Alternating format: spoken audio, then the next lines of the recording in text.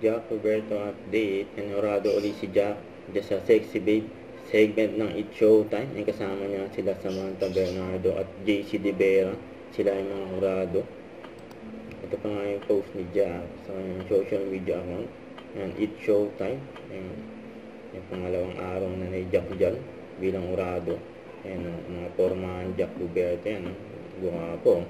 Ayan, nakita sila ni Karil at nag-Starbucks sa labas, coffee, lover yan. Yan Jack Roberto. Pambansang abs. Paano yung posing niya kanina? Posing ni Jack. Dapat nakakati isang gano'n.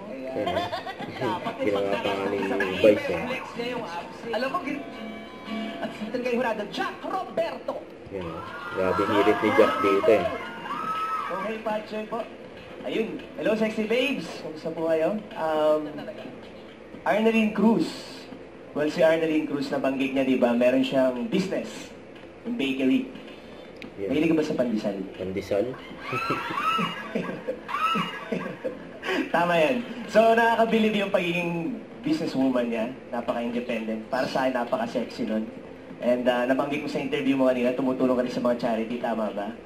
So, ayun, para sa akin, personality mo, sobrang lakas. Yun lang. Salamat, Dorado, Jack. Don't forget to subscribe and click the notification bell for my update. This is Richard Reaction Vlog. Stay tuned for my update. See ya.